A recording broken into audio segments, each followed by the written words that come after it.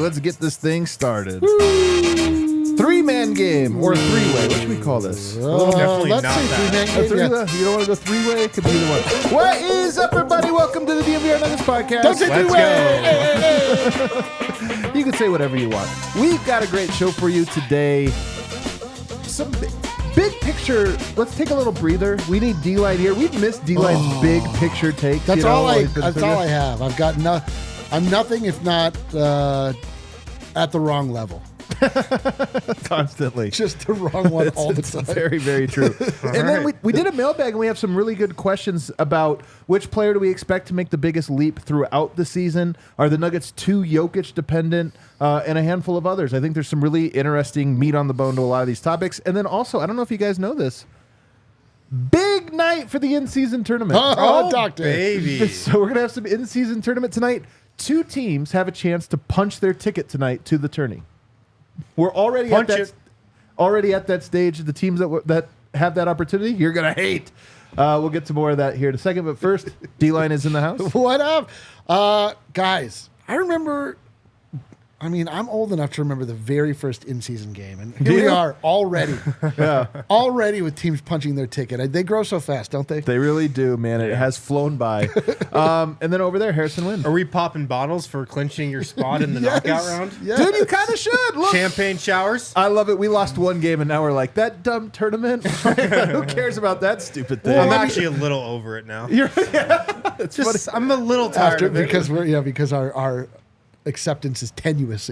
It's so true, man. I'm telling you, that's exactly why. Because Little I feel the tacky. same way. It's lost a little bit of its shine ever since the really Nuggets has. were the I mean, darling. You're Not- like, not I didn't alone want to here. go to that stupid party. I'm glad I wasn't invited. Do you know the Toronto Raptors played their first in-season game on Friday? They were the only team that, for whatever reason, hadn't played a single one. Now it ends for some teams.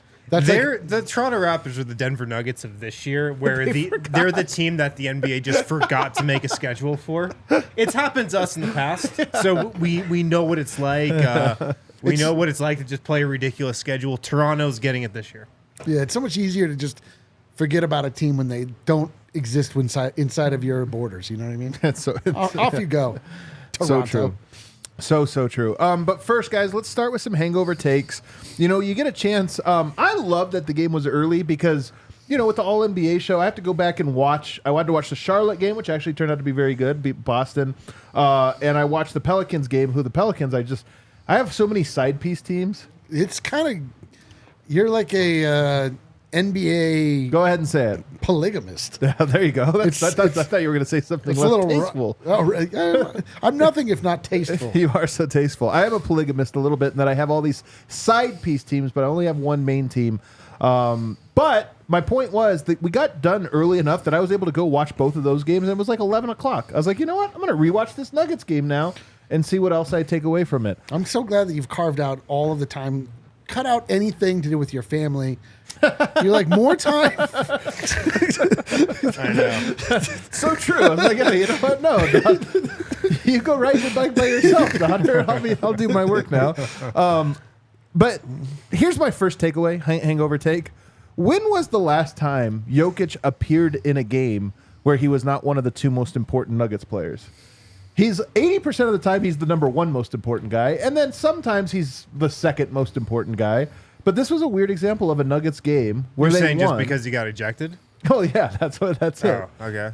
But I mean, it was. He played a half, but I'm just saying it's. I was sitting here thinking, I don't know if it's happened in the last it's 6 years. Every time he gets ejected, so every one out of 5 times that Tony Brothers is officiating one of his games. But if he gets ejected in like the fourth quarter, probably still one of the top 2 most important guys. Sure. But this Yeah. was second quarter, and he wasn't that great in the first half. Yeah. I mean, it was just such a weird game. I can't remember. I can't remember. I'm saying, like we were talking about this earlier. Any of those games either existed. Tony Brothers time, but they all happened before Jokic. Every one of them. Right. I know that. Yeah. So me and D-Line were talking. We did the show before the show, but I'll let you give the theory because we've all been talking about the various theories. Mine was that with Murray out, Jokic hitting the ground running, he just is tired. Like he's more tired. The in-season tournament games they had to come back from, so he had to go like monster mode. And it's too early in the year to have to go monster mode 8 times. And I just think Jokic's a little cranky. I have a theory too, but I'll let you guys go over yours. Eric's is good. We're going to pull on it, so give yours real quick. Yours might be good How too. do you know mine's not good? I don't, but I know that his is like a 10-minute discussion. We're going to pull on mine and push on yours. My theory has to do with the fact that the Serbian horse racing season is over. Oh my gosh. And it ended. My gosh. See what I mean? Thank God I did it this way. Early November. It ended around the exact same time Jamal Murray got hurt. Yeah. Coincidence? That, plus having to carry all this responsibility without Jamal, the in-season tournament, all of these factors are coming together. You know what?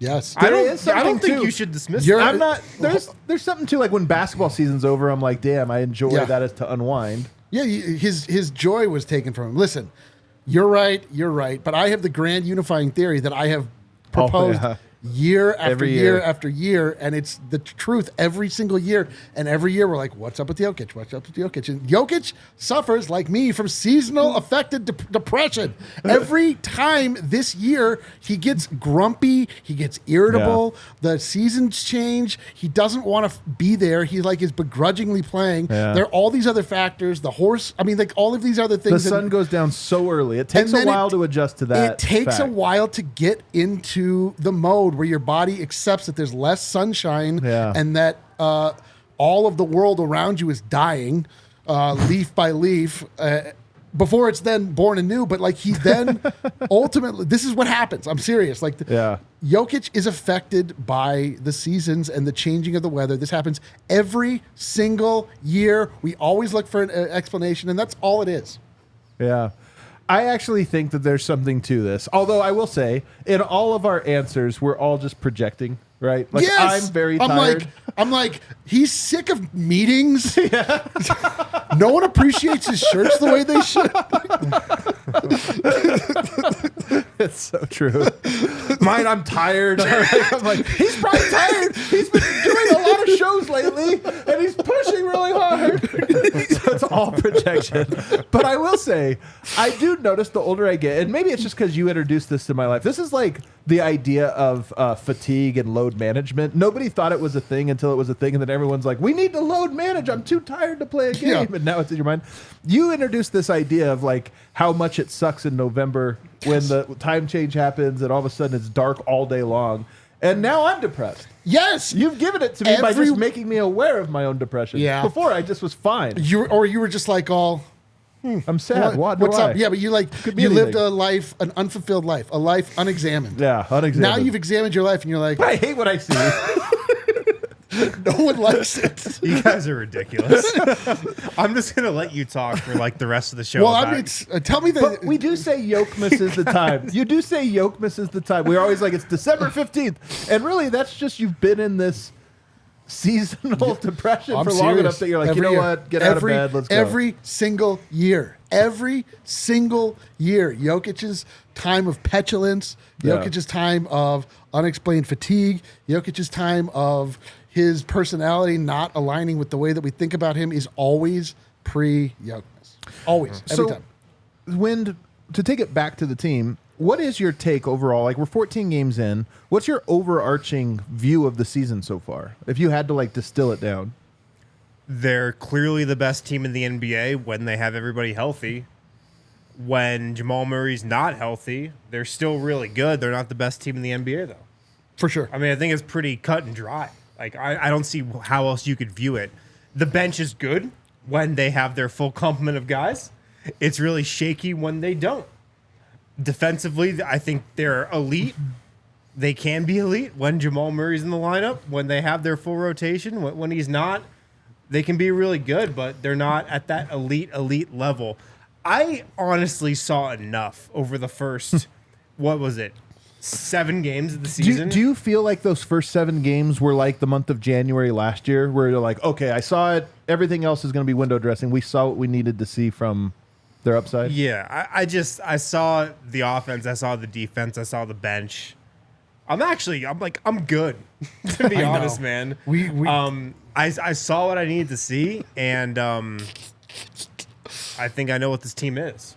Absolutely. I mean, this team is the team that is the current reigning champions, minus Bruce Brown, but adding some plucky young players that need to develop a little bit. But yes, this is championship privilege, where you can summarily dismiss the regular season as being like, well, got to get through it. I mean, it's like the way that the Warriors have approached the league for the last however many years, like the way that the Miami Heat just approached the last season until they got to the finals. There are teams that have shown, and the Nuggets, unfortunately, proved to themselves that they can absolutely do this in that last stretch of the season where they completely shut down, completely turned it off. You think that's the lesson they learned? They got the very worst. We can flip the switch. They got the very worst lesson of all, which is they have a toggle switch that they can turn on. It was the worst thing to happen to them. It was. And I don't know that they would have toggled. I don't know that they have toggled the switch off, frankly. We have. But I think that it's just that Jamal Murray is not playing, and that really disrupts everything that the Nuggets are. I still think the Nuggets probably view getting something of home court advantage very important, like a top 2 seed, the 1 seed idea or whatever, I don't know, but I do imagine that they look at that. So they will have something pushing them throughout the year. I don't think this is just going to be a total Miami Heat situation where they are like, we can do the play-in thing. That doesn't matter. I don't think it'll not at all. I don't think it'll be that. And also they're 10-4. I will say that I do think that this season is about new challenges than ever before, and you're starting to feel that now more than ever because of some of the things you're saying. It's always this fear of we've never done it before and we have to do it, and now it's almost a different one of like we have to fight our own selves. And I will say, I do feel the Nuggets are trying to do the 2 timeline thing, and I think that's another thing that's becoming more and more clear as we watch this team, that they have 5 guys, which to your point, you're like, I've seen enough, they're good. It's because they're main guys. But then they have this other group of guys we know almost nothing about, and they're trying to develop those guys. And when they're separate, it works. Right. And then when you blend them together, you're like, what the hell? But it comes down that the other larger problem with this is that they all know that maybe 3 of them will matter. Yeah. Like it's going to be Christian Braun again. Now it's going Reggie. and it's going to be Reggie again. Now it's like, does Peyton Watson make that cut? Does Zeke, Julian Strawther? Like those like end of the bench bench guys, like for them this is everything, but everyone else is like, yeah, he sucks, but okay, like whatever, you know. So that I think this is more of an us issue than it's a them issue, but it does feel like, you know, we are already in the dog days. This is too early to say this. This is too early to say this, Win, but he said Reggie.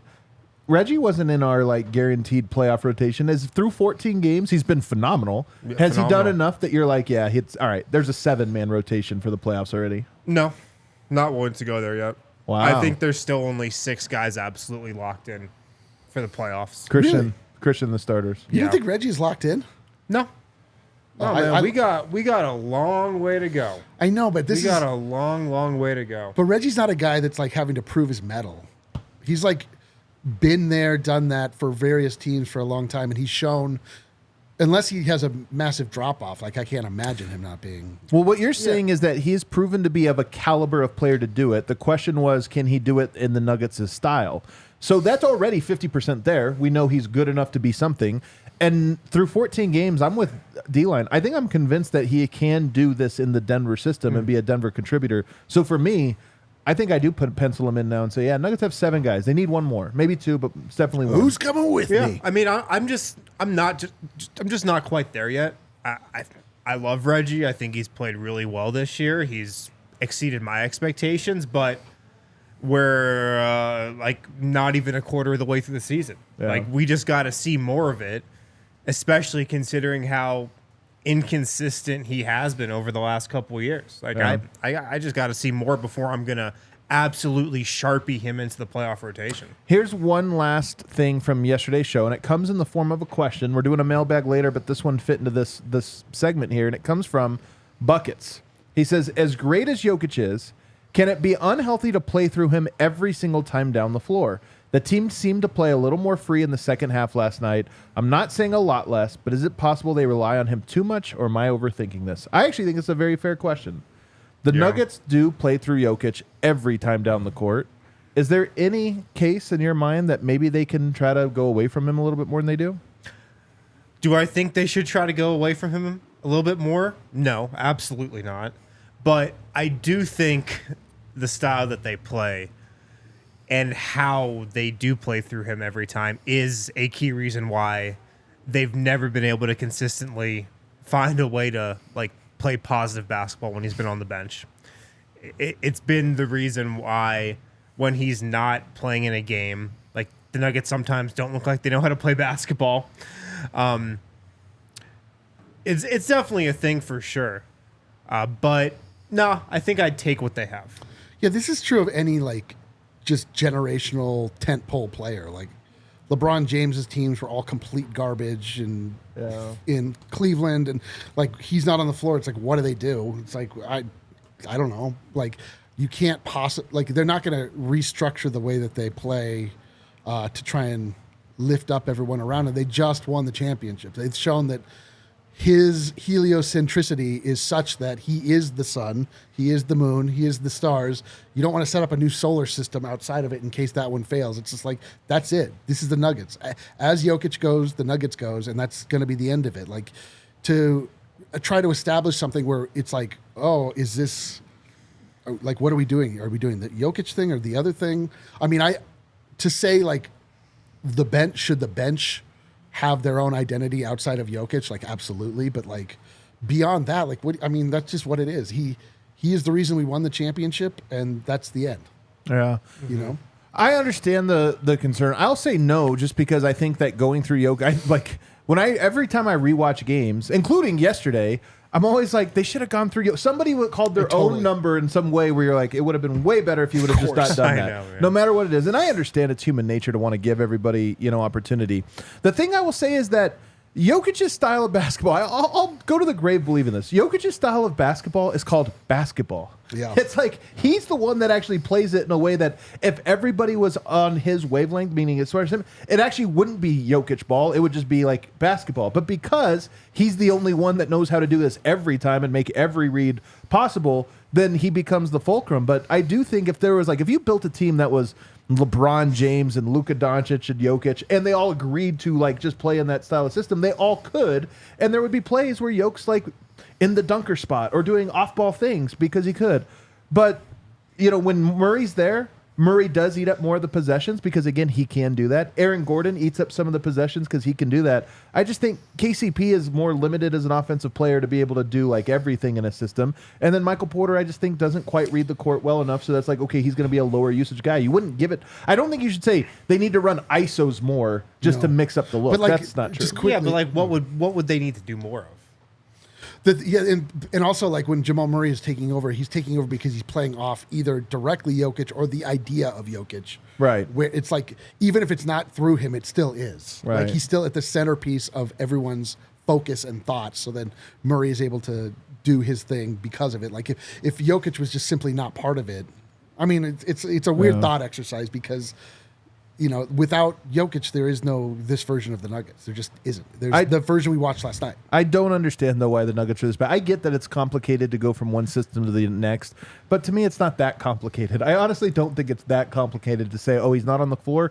We're going to play a little more spread pick and roll, and here are my reads, and here's how they're different. But for whatever reason, it has been a challenge throughout this era, so there's got to be some credence to it. All right, let's take a break. On the other side, the in-season tournament rolls tonight with some big-time matchups, you guys, including it's not just about the teams that can punch their ticket. There's something fun tonight.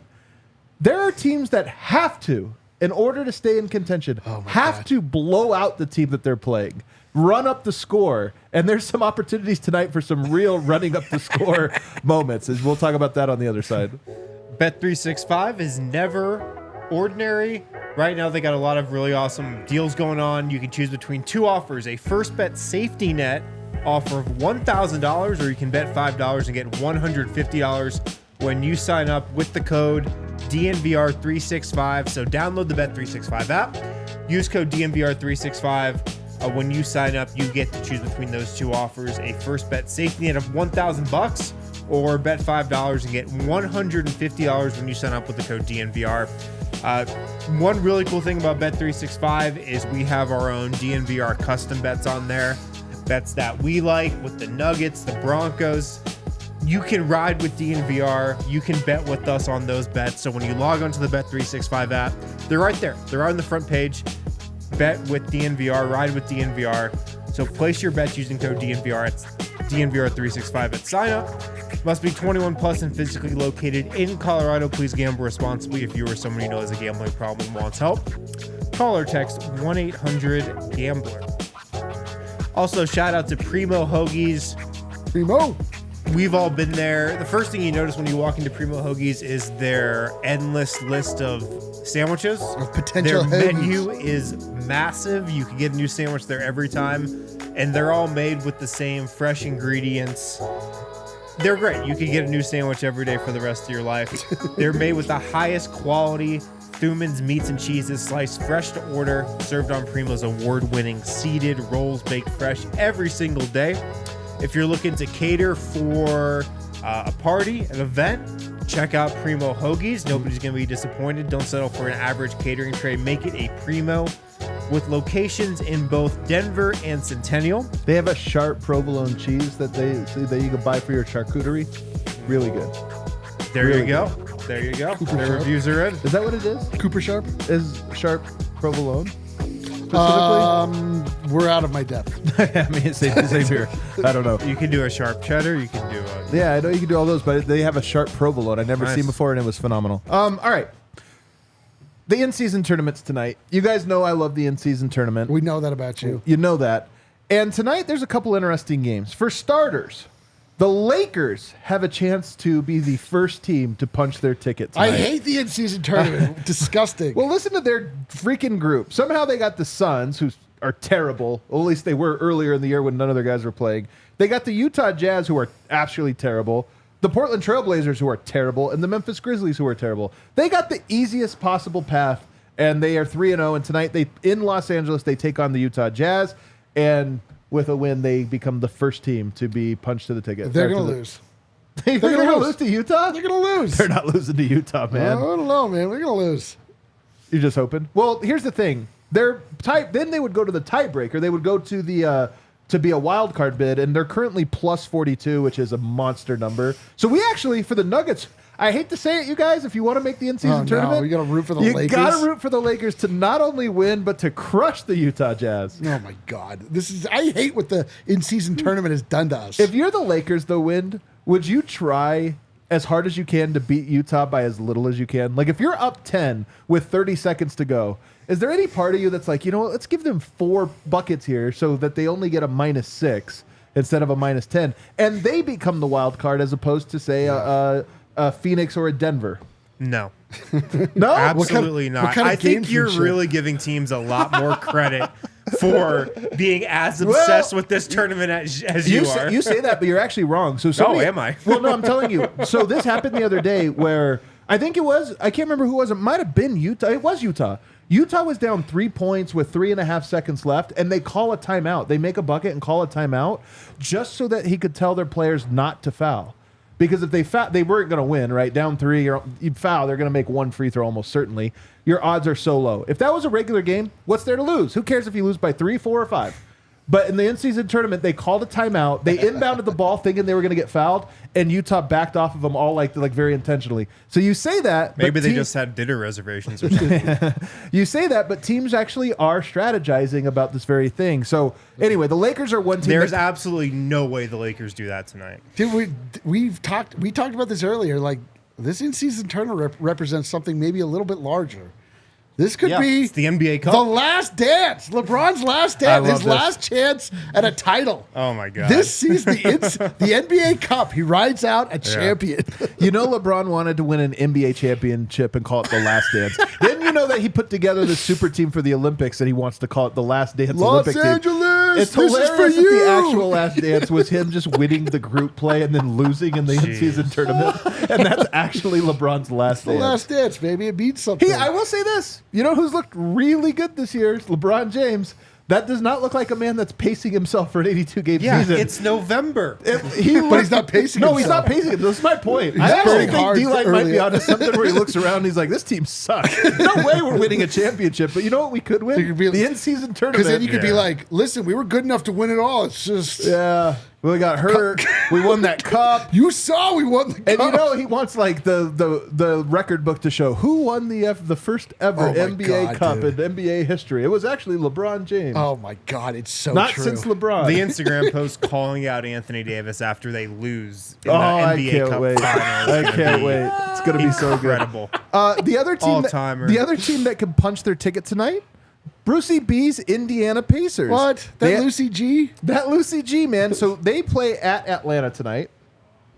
They're 2-0. If they could move to 3-0, it would not matter what happens in their fourth game against Detroit.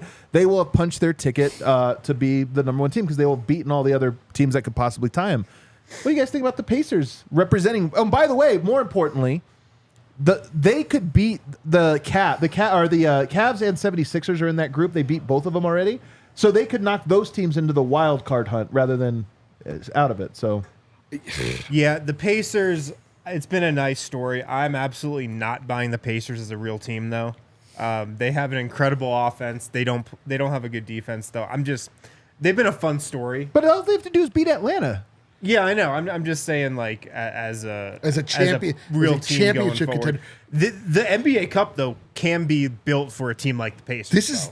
This is going to be a new way that we minimize teams. Be like, they're a nice little NBA Cup team. Yeah. They're a Cup team. How many games? We do you lost have? one How game many over. games do you have to play in the NBA Cup knockout round to win it? 3 quarter semifinal. All right, so we're gonna find out who are the 3-game players. Who Who are the 3-game players in Can the NBA? Jamal You got Murray do it 16-game in the players. in-season? You got 3-game players. There's a difference here. There are levels to this. What about those 5-game players? Was that the preseason? Preseason guys. Yeah, that's a different beast, man. All right. More interesting than that is that the Phoenix Suns tonight have a rivalry game. DeAndre Ayton and the Portland Trailblazers are in Phoenix tonight. Oh my God. Ayton's first return home. And I'm telling you, if our PHNX fans are any indication, they are ready to boo that man. Yeah. They do not like Ayton and they want to boo him. So this is a rivalry game. You know that Booker and KD want to like show him up and dominate. They've also been playing well, recently. But here's the thing. They're a wild card team because they have lost a game in group play. So they are currently trying to get into that. They have to win. Right now, their plus minus is 0. The Utah Jazz are plus 19. And there's a handful of other teams, plus 10-ish, plus 16, that are in the hunt here. So they need to win tonight against their hated DeAndre Ayton. And they need to win by as many points as possible. Oh my God. Do you think, D-Line, that they go for this tonight? That they go for the 30, 40-point win? Oh, do the scumbag Suns go and do something that is like loathsome but like benefits them in a way? Let me think about that. Yes, I think that they do. The fact that if they do boo DeAndre Ayton, like people would get on Nuggets fans all the time for the Carmelo Anthony booing. DeAndre Ayton went to school. He grew up in Arizona. He went to school in Arizona. He just didn't rebound. No, man. Chris Paul didn't like him. He didn't Chris rebound Paul didn't like as him. He's out. He didn't rebound as ferociously as they wanted him to. And so, like, if they boo him now, like, that is the ultimate, like, come on. You guys are terrible. Do you know how many free throws DeAndre Ayton has taken this year? Oh, no. I'm going to guess it's very low. I'm going to guess it's like under 5. 9. 9 Jeez. free throws in like 14 games. That's rough. That's really rough. Those are Jokic numbers. My God, what are I know, going man. on? Can't get any respect. I think they'll look to run it up, but not because it's the in-season tournament. I think just Really? yeah, man. I'm different than you. I do not think teams have this He's in built different. the front of their mind as much as you did. Yeah, Utah did it. That's one team. Dude, they have out of $500,000 at stake, man. I have a hard time thinking guys don't look like Josh Okogie's not looking at this going, wow, this is like 1/6 my salary. I mean, yeah, but he's not the entire team. I think they'll look to run it up because the Suns have been playing well. They're looking to get a chemistry. They're looking to get a rhythm, and they are in a rivalry game. If you were betting on the game tonight, Kale, will you pull this up? Will you pull this up on the betting app and find out like what the line is for them tonight? Because I'll bet you it's like 9. Yeah, I'd take -9. You would take the For sure. because this is the thing. I actually do think that the teams care about this, at least in a little bit. I don't think they'll go out of their way to That's run what up you're a saying, though, No, that they are. No, well, here's what I mean. I do. I think they'll go out of the way. So, all right, here's a scenario for you. They're up we'll say they're up 20 points with 5 minutes to go. Are you taking KD and Booker out? Or are you leaving them in?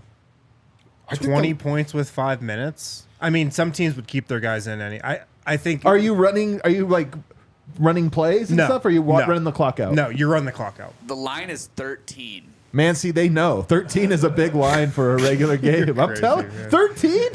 I would still take minus 13. This is like a perfect cover for just like bad behavior. Totally is. Like Yeah. the time you want to do this to your opponents, but you have to be like, well, you have to be respectful to the game. Yeah. And the basketball gods are always watching. And now it's like, hey, man, the basketball gods are always watching. I got to do what I need to do for this tournament. I respect the tournament. That's why I have to embarrass my former teammate. All right, they're up 20 with 8 minutes to go, which is when KD should be checking back in. But they're up 20. Does he check back in the fourth? I just think they're going to play it out the entire way. I can foresee it. I don't think it's such a difficult leap to make because, only because I legitimately believe we have seen a higher level of play, a higher level of intensity in these games for, does it mean anything? Does it not? But like it kind of does. Psychologically, I think there's something about that weird line down the middle of the court. It just gets inside players' heads. Yeah. What about this one, Wind? All right. The Suns rebound the ball. They have one timeout left. There's 5 seconds on the clock. They're up 20. They get the ball. There's 5 seconds left. Do they call timeout? No. Are you crazy? Why not? You just don't do that. I don't care if you're playing for a meaningless NBA Cup or not. Would you do it? Dude, You're this could be the difference between crazy. making it or not. But you're crazy. All you have to do is like, hey, maybe this one possession matters. I think they want to go. So they call a timeout, you drop a play, and you go up by 23 instead of 20. I think it's going to be one of these things where when the NBA Cup is happening and you're not involved, you're like, oh man, this feels worse than I thought it would. I'm rooting for it tonight. I hope that we have this exact scenario where they call a timeout with like 8 seconds up 16, and they're like, you know what? We can go up 18 if we drop a play here. And it's incredible. I'm excited to learn that. We're going to learn a lot about the psychology of various NBA teams through this. In that there's never been a reason to run up the score other than just being a jerk. Well, I mean, in all sincerity, you're going to see that from the Nuggets this weekend. They're also now in the wild card hunt, and there is a chance that they're up, 12 points with 5 minutes to go in the fourth, and 12 probably not going to cut it. 20 probably will. And if they're up 12 points, you put Yoke out there and go like, dude, we need points. You got to go. We got to bludgeon like, this brother, team. are you crazy? He just goes in immediately fouls out. He's like, well, He's like, what's the in-season tournament? Yeah. Like, Yo, are you kidding me? You not notice these courts? What's going on? 76ers and Cavs, by the way, playing each other tonight. Both of them are wild card candidates. So both of them not only need to win, but need to run up the score on each other. That's kind of a fun dynamic, too. I like that one. And then the Magic, the last one for the in-season tournament. The Magic play tonight, and then they play Denver tomorrow. But tonight, an in-season tournament game, and they have to go hard against Toronto. They're still in the hunt for their group play. They can win it. So I do wonder if tonight is like perfect for Denver, where Orlando's going to have to treat this a little bit more than just a regular season game. it helps the Nuggets with their end season tournament hopes. If Orlando is a little fatigued, it helps Denver with their end season tournament. I thought you guys would be a little more into this. I'm into you it. of all people, Wind. You of all people, I thought this Wynn's would be your corner. He got listen. into Amy Del Duomo. Wynn I get summarily, into stuff that actually matters. Wynn summarily dismissed the idea of seasonal affective depression, and he is cranky today, and there is no way he's not affected by it. All right, if the Suns run up the score tonight, or if any team runs up the score, everybody at Harrison and just say, man, I can't believe you tried to discredit Mahrez. Please at me. And you can try to tell the difference between the Suns actually being way better than Portland and running up the score. Well, you can tell because they're going to try to clown him. Late stage behavior is going to tell that story. DeAndre Ayton, I don't think he has that dog in him to like, if they were running up the score on them like that, I don't think he has the dog in him to go hard foul. He might be the most dogless player in the NBA. He's one of the most dogless. It's why he's sure. going to get booed. And actually, now that I think about it, probably deserves it. Oh, man. All right, let's take a break on the other side. Mailbag, including who is going to make the biggest leap during the season on the Denver Nuggets this year? It's a good question. Breckenridge Brewery, the official beer of DNVR. If you're local, stop into the DNVR bar. We got tons of Breck Brew on tap. All your favorites, the Avalanche Amber, Juice Drop IPA, Broncos Country Pale Ale. We got Good Company Hard Seltzers as well. If you don't know where to get Breck Brew, check out the beer locator on their website. It tells you exactly where to get Breck Brew no matter where you are. You type in your zip code, boom, you're right there. Breckenridge Brewery is the official beer of DNVR. Also, shout out to Hestra Gloves. Oh, yeah, baby.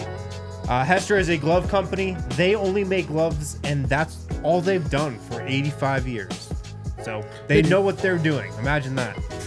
If you specialize at one thing, it makes you the best in the world. Unless you're a Ferrari and the energy company Red Bull makes better cars than you. But is that an F1 joke? Red Bull's not going to be making gloves. Hestra's in the clear. Hestra job gloves. We had some in the office the other week. I don't know where they went, but they're awesome. Like super comfortable, warm. You don't trash your good ski gloves shoveling and doing outdoor cold labor. That's where Hestra gloves come in. They're perfect for just year-round work, do-it-yourself projects, gardening, construction, landscaping, any other work where you use your hands. High in materials. And they last a long time, too. These aren't going to be gloves that you just use 1 year and then throw out and get a new pair. Visit hestrajob.us, hestrajob.us. Use code DNVRJOB to get 30% off your next purchase. 30% off your next purchase, hestrajob.us. There you go. Let's go to the mailbag, shall we, Kale? Our first Into one. the bag. Oh, yeah, there's the mailbag. We're graphic deep with in our bag heads, already, dude. Our severed heads in a bag. Rob Stennett asks, name one Nugget who will make the biggest leap between today and the All-Star break. So he didn't even go all the way to the end of the year, just till the All-Star break. It's a good question. Me? Anybody wants it. I mean, you said that in the way that was leading in. I'll answer. I've got my thought. Go for it. I think it's going to be Peyton Watson. I think it's going to be Peyton Watson. Candidate. Feel Peyton Watson is already on the arc of improvement. He's already getting the I see potential, but I'm going to correct you treatment from Michael Malone of getting big minutes, no minutes, some minutes. Yeah. And he's getting the Michael Porter Jr. treatment of I'm preparing you to toughen up mentally. Mm-hmm. And I still just see it with Peyton Watson. Like we all obviously see it and we see the problems as well. But like, I just love his energy and the way that he plays, his length, the things that are just can't be taken away. And I just think that he is going to put it together because again, he is the youngest member on this team. So it's he is the guy. I mean, I have two players, but he is the one that I think will take the biggest leap. I think he's the clear choice. I'll go Julian Strawther, though. That was my second. I think by the All-Star break, Julian Strawther's a night-to-night rotation piece. I think he's penciled in for minutes every single night by the All-Star break. At whose expense? I think they just play 10 guys. Yeah. I think they get to a point where they're playing 10 guys. I don't think it has to be at anybody's expense. But I think the trust that Michael Malone already has in Julian Strawther really says a lot, man. Like, there was a game a couple weeks ago, I think it was the Warriors game, where Julian Strawther did not play well. If that's a rookie any other year, that guy's not playing for a couple games. Nope. The next night, he was in the rotation. Yeah. I think Michael Malone has more trust in Julian Strawther than he usually has in rookies. And I think he likes him. I think he believes in him. And I think, in a few months, he's just going to be in the rotation every game. Who do you think the Nuggets need more between those two players? Strawther. They need scoring on the bench. Yeah, but in the playoffs, you probably need Peyton Watson more. Well, I guess I wasn't thinking playoffs. I just mean You're thinking regular season. Yeah, I'm thinking 82. You're thinking But you guys 16. both agree that it is Strawther in the regular season, Peyton in the playoffs? That you need more to be ready to go? Yes. Probably, yeah. Yes. Because in the playoffs, like they won't rely on his Julian offense Strawther at all. Like they simply will Unless not. he could just be like Jordan Poole. Which version of Jordan? The one that beat the Nuggets in the first round. I was told that he is not anything like Jordan Poole. He's not. I don't think that's true. He's not. I'm just saying from an instant offense. Yes, he is in many ways. They're not the same player, but there is something of course similar to what they can bring. Of course. Man, I don't, because those are the two candidates to me. You know what though? I'll go the other option here and just say Christian Braun. And now some of this is we're already seeing it. So, the last couple games. But that's the problem. But here's the problem. If I ask you right now, like, how much faith do you have, Christian? You have a lot of faith that he's going to guard really well, fit in a shortened rotation where he's asked to do less. But are you confident that he can carry a bench unit through stretches? Right now, you probably aren't, because it's like, I don't know what his offense is. I still have a lot of hope that Christian Braun is a better offensive player than what he has looked like this year. You know, that he's a guy that you can be like, right now, this last game, he had 3 or 4 drives to the basket where you're like, wow, Christian. It was like mind-blowing that he could string together multiple good offensive possessions. I just don't think that's going to be who he is by the All-Star break. I think he has a little bit of attack game to him, a little bit of just like, oh, he's grabbing rebounds, knocking down threes. So I think he's another guy that I would probably go Peyton Watson. But Christian Braun is another guy that I think is right there with Julian Strawther and Peyton as a guy that could be way better by the All-Star break than he is right now. Yeah. What we've seen over the last 4 games, this is the offensive leap that we thought Christian Braun might be able to make. Right. Yeah. This is what it looks like. Yeah. It's not breaking his guy down one-on-one. It's not like crossing guys up. It's just getting buckets in the exact way he has over the last week. Yeah, it seemed, and like really the only Although change, he did have that move last night. He missed it. And then blew the layup. really the only change a hell of a move, that he's undergone is just like deciding to do it. You know, like, well, I just mean like in the first part of the year, we were like, oh, he's like invisible. Now he's like, give me the rock. And he's just like charged to the basket. Like he's forcing it in a way, and he's bringing chaos. Yeah, he needs a little wake-up call, I think. He did need a wake-up call, and a continued wake-up call. But like he's just, you know, he's like, okay, fine, I got it, I get it. Like I'll bring there's so much about the bench which sometimes feels like everybody's kind of waiting for somebody else to step up, and even if they're not like necessarily in a position where you would call it a good time to take control, like sometimes it is good to just have, again, that element of chaos in where Christian Braun can just charge to the basket and like either, you know, take a charge or whatever, take a block. Like it's just attitude and with him, and so that's the reason that I kind of think he's already made the leap, you know, between the last 3 games. Yeah, I kind of think like this 4 or 5 games ago.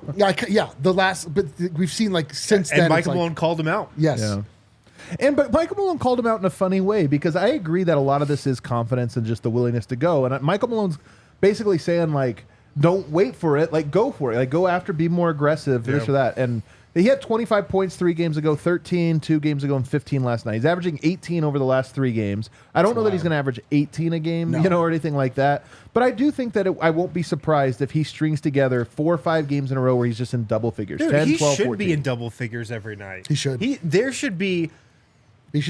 should get 6 points on just like straight line drives every single game. He should get 2 points on an offensive rebound every game. And then there's just one more basket. Like he should be getting 10 points every His night. stats should look eerily similar to Bruce Brown's Well, stats. he's probably last exceeding year. him right now.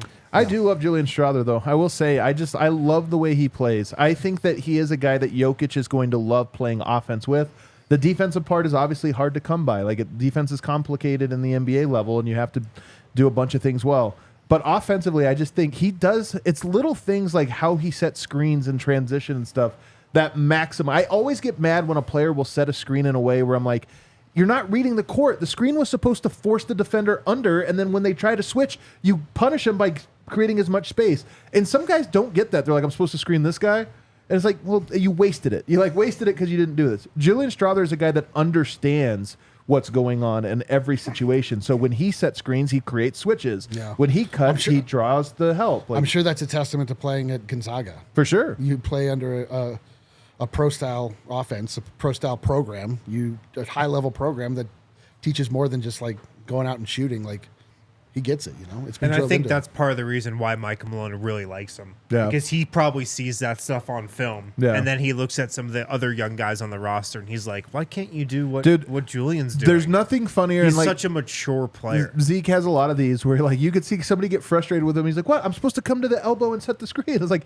"Yeah, but the guy's not at the elbow. He's over here. You're supposed to go to the guy, not the whatever." And it just happens a lot. All right, what's the next It's question? like when Mason Plumlee tries to switch Into the the screen bag. that's not there. Josh Barnett. From down under. Oh, don't bring it up.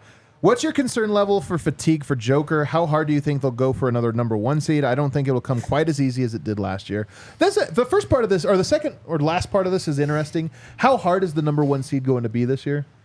Well, they have to outduel Tim Connolly's Minnesota Timberwolves. The Timberwolves, the Kings, those are the teams that are probably going to be pushing them. Maybe the Thunder, but I don't see the Thunder are good, but I don't see the Thunder going like 58 wins. I don't know if it's going to be that much different than it was last year, man, to be honest. Minnesota's at the top of the West right now. I mean, maybe they just are in contention for the 1 seed until the end, but the Nuggets just have had a disastrous stretch, and they're still 10-4. They have the most wins in the West still. I still think they can kind of coast and get there. I really do. Yeah, I think that this is largely a question of like, what does the health look like of their roster? Like, it's not like Jokic's fatigue is not a factor if he has other people to rely upon. Yeah, like they're not pressing to get the number 1 seed if they have their roster in place. They are coasting and winning. Like they're just that good, you know. Like they just can do it. It's like if they find themselves in a situation like they are now, where they can't rely on Jamal, he's not there. It's like the years past, where it's like Jokic does look tired because yes, he's carrying the entire squad. Like if Murray comes back, Jokic won't look fatigued. You know, like so that's really what that comes down to. Yeah, I'll say this: I think the Celtics are going to have the number 1 overall seed. They just have a lot of guys, and they're less. They get the best starting lineup this century. Well, they also have fewer like. Where if you lose Jokic, you lose Murray, the whole system's different. Like they could lose Tatum or Brown for a night, and it's like, they're still and then just lose to the Charlotte Hornets. Oh, that did happen. Well, they were missing Derek White. They can't miss Derek White. He's the guy they can't. He's the only guy that drives downhill. I think that the Timberwolves are going to push Denver this year a little bit harder. I think the Sacramento Kings will as well. They've been without Fox, but now they're looking really good. I don't think the Mavs or Thunder or Lakers or anybody else or Phoenix Suns, I don't think they'll chase Denver. Yeah. Push Denver past like 55, 56 wins. Yeah. And in regards to Jokic's, what was it? Fatigue. I think he's fine. I really think he's fine. This last stretch has just been under a microscope because they've lost 3 of 4. He's gotten frustrated with the officiating. There's been some other stuff as well. Yeah, he hasn't been fatigued. He's been annoyed. Yeah. I think he's fine, though. I am going to keep my eye on his fatigue level just because I do think... Because that's all we do. Well, I think he's played harder in the first 14 games than he typically does through the first 14 games. That's not to say he can't handle it, but I do think it's different. I mean, there's been a lot of years past where we're like, what's going on with Jokic? Does he not care? This year he's cared a lot. Like he's had some bangers, man, early on in the year. Yeah. All right, let's take another quick break. On the other side, 3 or 4 more of these mailbag questions, including if the playoffs started today. We got our first if the playoffs started today question, you guys. Sweet. When you get hurt, Baxton Shanker is here to help. Baxton Shanker wins for Colorado families. They've been helping those who are seriously injured in Colorado for more than 25 years. And the coolest thing about Baxton Shanker, you don't pay them any money until they win your case. No upfront fees, no fees while they work on your case. You're only paying these guys if they win your case, and they've won over $1 billion for their clients. They've got neighborhood offices in Denver, Aurora, Englewood, Fort Collins. They've got the strength and power to win your case. More than 30 lawyers, 100 people on staff. Baxton Shanker helps with all kinds of injury cases where you weren't at fault. Car accidents, motorcycle, rideshare, pedestrians, trucks. They can even help you if you're injured at work. Give them a call. 222-2222 to find out if you have a case for free. Backus and Shanker wins. Also, check out Red Hawk Roofing.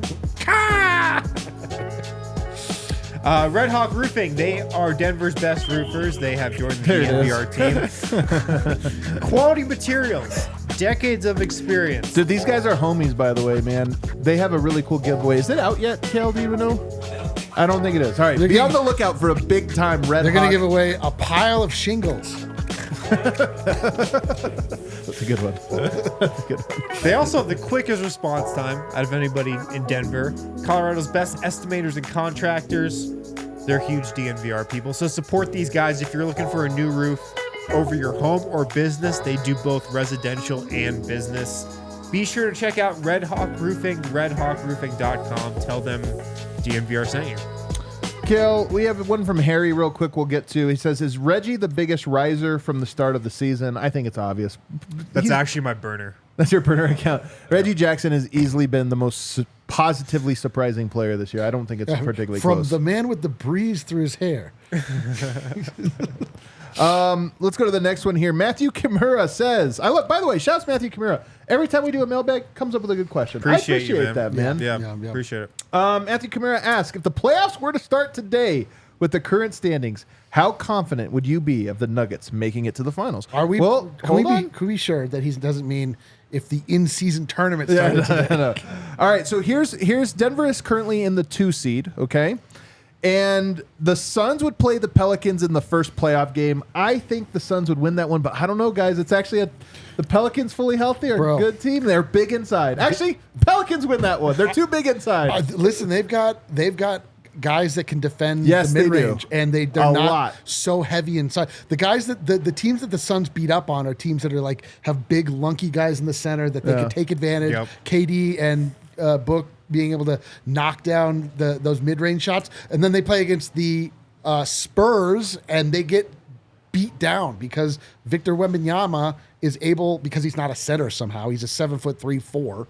He's able to patrol that mid-range area and actually give them problems. Herb Jones is a guy that can cut down on those mid-range shots. I'm going with the Pelicans, man. Dyson Daniels too. Dyson Daniels gives them 2 Herb Joneses. Yes. They've got 2 predatory defenders. Yeah. No, I mean the Phoenix Suns' flaws are obvious and they're on display all the time, but their strengths are such that they're just hoping to outscore them. All right, so to answer the question, Nuggets Pelicans. Let's go. That's a sweep. That's a sweep? That's a sweep. Dude, the Pelicans are good, man. Yeah. This is the playoffs, though. They're good in the regular season. This is the playoffs. This is the playoffs. This is the playoffs. The Nuggets lost by a point to them without Jamal Murray. This is a sweep. I don't think it's a sweep. I think it's a 5-game series. Gentleman's I think the Nuggets. It's a Timberwolves sweep. I think it's a Timberwolves sweep where it's there's a couple blowouts, but there's a couple really tough ones as it goes on, and Denver has to press to close it out in 5. Thunder would have taken on the Lakers. Oh man, who wins Thunder Lakers there? So we see unfortunately the Lakers do. So Nuggets Lakers in the second round. Man, I'll tell you what. At this very moment, it's early in the season. At this very moment, that one to me is the sweep. Yeah, I mean, how do they defend Zach LaVine? We have historical precedent. Well, we're gonna have to think about that. The Lakers to me look like a team that knows. Lakers, honestly, if this playoff started today, would be trying to get out of the 6 seed to avoid the Nuggets. Yeah, that's the truth. And then the Nuggets would probably be taking on the Timberwolves at that point on the road, going on the road to take on the Timberwolves. That's tough. It's the toughest matchup by far in the Western Conference. Honestly, man, no other team even moves me in the West right now. Sacramento does to me. In the playoffs, in a playoff series, they would move you? I mean, the same way that Minnesota does. I think Denver beats both teams, but I think they both would be tough. De'Aaron Fox is the type of player Denver sucks at guarding. Did you watch the Kings in the playoffs last year? They're a different team this year, though. How different, though? I mean, meaningfully, the same way that the Nuggets weren't the same team from 2018 to 2019, 2019 to 2020. They had De'Aaron Fox in the playoffs last year. I know, but he's had his playoff experience now. They still have Sabonis. I mean, I just... They have Keegan Murray, who's now a second-year player who's a really good player. They are better than they were last year. I still don't think that's a team set up to really challenge anybody in the playoffs. De'Aaron Fox, I think, would really, really do damage to Denver. He's hard to guard, and he did damage. He did damage in the playoffs last year. It's just that Sabonis let them down so mightily last year. Their toughness comes into question when it gets to those grind out series. We'll see. I'm interested, but I don't know that Sabonis is better. The Timberwolves are right now. We're the only team that I think can really push the Nuggets to a 7-game series. I feel like I want the fan base of the Timberwolves to give me an apology for Tim Connolly. You know what I mean? They were so out on Tim Connolly, and I was like, you assholes. You don't even understand what you have. It's unbelievable to think Tim might really have built or largely built the 2 teams in the West when nobody predicted it. I mean, it's so funny. He's just very good at this. This question comes from Ethan. Construct the ideal taco. Oh. I go flour. Flowers for sure. I like both a lot, but I do for the perfect taco. And we're talking street tacos? Dude, we're talking... this is why I love it, is because it's taco. Any taco you want. For me? Yeah. I need a little pork belly in there. Dude, Okay. I was gonna say the same thing. I need a little pork belly, and Pork belly to me is a corn I tortilla. will though. go That one's a corn tortilla. The problem with the I have corn a take. Corn tortillas suck. they do, and they always crack. They always Yeah. crack. Harrison, you're wrong. Well, that's not. Actually, you're wrong, Kale. Here's the thing about that. No, Flour tortillas are just better. they They're are just better. They are better. They have and different tacos for different tortillas. They have a higher tensile strength, which I appreciate. Yeah. You eating your taco with a fork? Is this what's going on here? No, but they don't. The corn tortilla can crack down the middle. Okay. That's why they oftentimes have to have two. Yeah. So anyway, pork belly, and then like a non-offensive crunch, like a cabbage. Maybe a little, maybe a pickled onion in there. Oh man, I don't know if I have a specific taco. I like all tacos. Like I don't know if I have what a a Harrison specific take. one that I'm like building every time. I will tell you the greatest taco in Denver Oh boy, is right across the street from the DNVR bar. so good. It's at Pinche's Tacos right across the street, Well, and it's it called is Cut Tacos and Tequila now. well, because they can't say Pinche's Tacos. Well, you can. But it is the Hongo's taco there. It is a mushroom taco. It's very unique. It's got corn, Cut his mic. mushroom. Cut his mic. It's mostly mushrooms. It has corn, and then it has this like melted cheese that is unbelievable. You have to go there. You have to get it. And I'm telling you, the people there, that's the one they're the most proud of. You know, it's like that's that's our staple taco. So it's the main ingredient is a mushroom. yeah. It's unbelievable. I'm telling you Wow. guys, it is unbelievable. I might have to go right It's a now. Mario ass take. Sounds like an insult, but just a joke. I like honestly, man. I don't meet a lot of tacos I don't like. My place, Beltran's too. El Pastor, that's my favorite for a regular taco. But there's I like over here. Al Pastor. I always get excited about, but it's never. I always get a multitude, and it's never my favorite, even though I always think it is. Yeah, Because then I'm you're like, always ordering one of them if you're yeah, getting but I'm three always tacos. like, this is too much pineapple. Oh, you went no, hard on that's pineapple. so good. I got to take you guys to a great taco Yeah, place. but I'm always You've actually had taco. We came over the time. if I'm we had getting three tacos. tacos, I'm getting El Pastor. Yep. Yeah. I'm getting a Carne asada is like that's like the two base ones. But then- I'm getting and You a, got to but- get quesabirria too. That's the But best I'm one. getting a Al Pastor. I'm getting a pork belly. Yep. And my third one, I usually would go like shrimp. Really? Yeah. All right. Well, Not getting a mushroom. that's a bolder ass order of tacos. You that ordered a boy- mushroom taco. That's so true. It's so good though. I'm telling you, it's unbelievable. That boy nice says, can Brown plausibly hit his goal of at least shooting 40% from the 3-point line? No. And then Carmine asks, what do you think CB becomes a starter for the Nuggets? I do think one day he could be. I don't think he's like ever overtaking KCP, but I do think that one day he would make sense as a starter with the Nuggets. Just, you know, a different iteration that's not now. 40% from He's three. not. He's not a. 40% I don't think he's shooter. going to shoot 40%. He's not a. He's not a. 40% Can I tell you shooter. something though? He had a confident one the other day Yeah, in he did. transition. He Confidence, absolutely did. confidence. People don't get it, man. Confidence is so But so important for young players. But Yeah, you're talking about it coming on. Confidence is fleeting always. yeah. You know, like they're a guy like Steph Curry. You're never like, oh man, his confidence is just. He's just not a 40% shooter. He's a good shooter, Yeah. but he'll be like a 37%, which sounds nominal, but it's I actually can a see big that. difference. between 37, 38 is where I think he finishes. I was gonna say 36, 37. You know what though? Here's the thing about Christian. He is a winner, man. He is. And I do think that confidence is one of those things that you're right. It does wax and wane for some players and not for others at certain skills. I do think, though, that he can become an unflappable type guy. It doesn't mean he's going to shoot 40%. But right now, I do think confidence is a big issue for him. Yeah. And I can foresee a world in the near future where it no longer is. I completely agree with you. He just doesn't have a 40% stroke. Yeah. He doesn't have it. I agree. Yeah. He could have good games every night, just not good shooting games that Yes, often. yes. Yeah. Also, it's going to be tough because he's only taking 1 or 2 threes every game. You know. Yeah. Yep. That's So true. if he He'll goes never- 0 of 2, that's going to kill him. He'd have to hit like 6 in a row. That would take him, Yeah. 4 games right now. All right, that does it for today, guys. Nuggets, show, dude. Nuggets are back tomorrow. They've got the Orlando Magic who play tonight, in season tonight. And don't forget, if the Suns run up the score, When? when the Suns Dude, run up the score, what if the Suns lose by 20? at Harrison Wind, you can tag me too, just letting him know. Say Adam was right, Harrison. Just Yeah, at please. him and let him know that we were right. Yeah. Yeah, Please. the problem that you have right now, Harrison, is you're discounting the unscrupulous nature of the Phoenix Suns.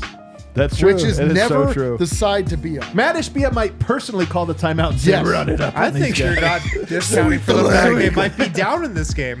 It's possible. it's The Blazers are running up the score on that. That's what I'm saying. That's what I'm saying. Hey, Aiden calls DeAndre, timeout to get one last 3 in. that's what All I'm at saying. you. Unbelievable. All right, everybody. Thanks so much. Hit that like button on the way out. We'll see you.